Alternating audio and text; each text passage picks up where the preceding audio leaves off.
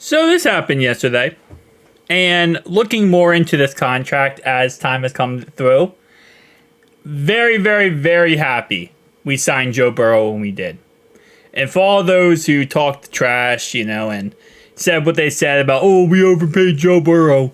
When you start to look at these contracts moving forward for some of these quarterbacks, you're going to be more and more happy that we have Joe Burrow as long as we do under contract. And still, Joe Burrow's contract is actually very team friendly in the end. This season, he's making $29.5 million, which reality wise is absolutely amazing. 46.25, 48 million. He's not making over 50 million until 2027. And by that time, you got to keep in mind that the salary cap will be through the roof. So a $52.25 million in 2027 is the equivalent of probably like 42 million today, which is absolutely insane. And then obviously 57.5 million is the most he's going to be making ever in 2029. And then he has a void year in 2030 where we push out the money 9 million out right here, which of course pushes it out 3 years on a 5 million, 3 million, and 1 million. This is obviously his prorated signing bonus. It's talking about his optional bonus. It gets prorated out to kind of make his salary cap a little less in the end. And we've already looked at all these contracts of like Jared Goff, for example, Justin Herbert, Lamar Jackson, Jalen Hurts. And when you really break them down, you compare them to Joe Burrow's contract, it's a nothing burger. I mean, Joe is a lot more team friendly than any of these other contracts. Lamar Jackson, for example, taking a look at his contract, there's 2 years where he's going to be making $74.65 million. And I know I just made a whole argument of, 2027, the salary cap's going to be through the roof. It's not through the roof that much, buddy. A $57 million, okay, that's obtainable. But 74, this is going to be the equivalent of right now being around 60 million, around 59, 60 million, which, that's a lot of money. So you look at this contract and then you look at Joe's, you're like, whoa, Joe looks so much more team friendly and it's going to help out the team in the end. And yeah, it is. So you look at these contracts right now. We didn't look at Jared Goff yet. Let's take a look at Jared Goff's contract real fast. Take a look at what he's looking like. So he's at 69 million, 54.6, and 61.6. Dang. I think we robbed Joe Burrow. It's just so funny how many people trash Joe Burrow's contract. But when you really look at the numbers, Joe is such a nice contract. Oh, lordy, this is actually amazing. And then Herbo, I'm just going to look at all. Let's just look at all of them. Why not? For video's sake, let's look at all of them to kind of get a general gist. I know that Jalen Hurts' contract is very team-friendly. Okay, Herbo's not too horrendous until 2028, and then 2029, and 28, never mind. It is kind of bad. This is bad at the end. It's very much backloaded, which usually a lot of these quarterbacks want is they usually want a front-loaded contract depending on how good they are. If they know they're going to be good for a very long time, they're okay with a backloaded contract.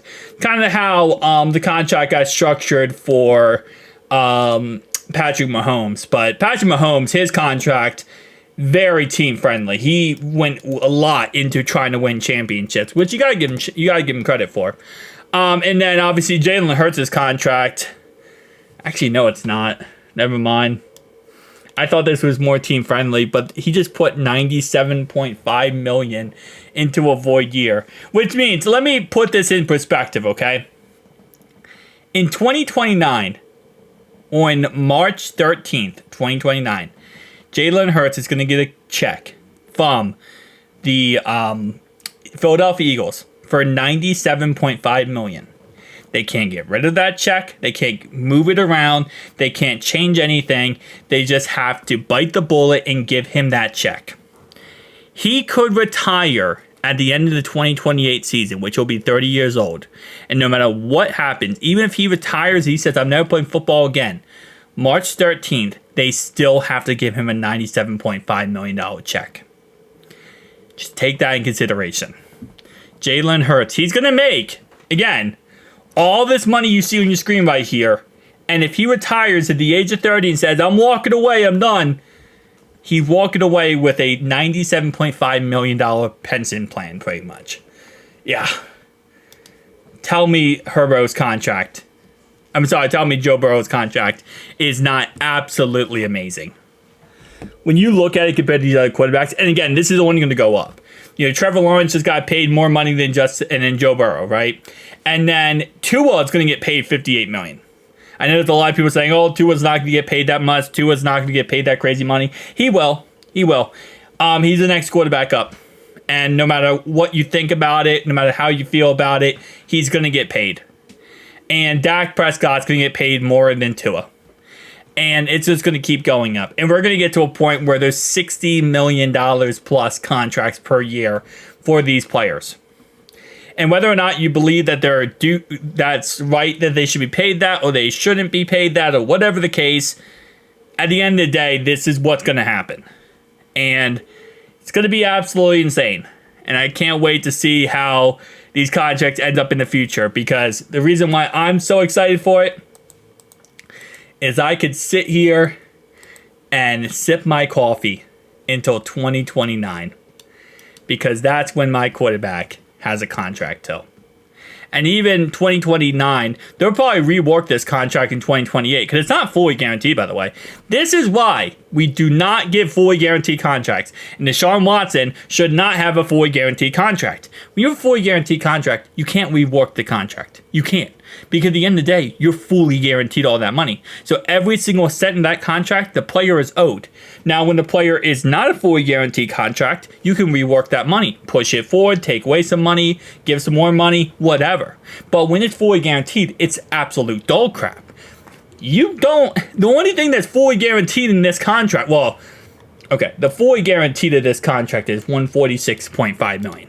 But the only fully guaranteed thing right here on the screen is that $9 million.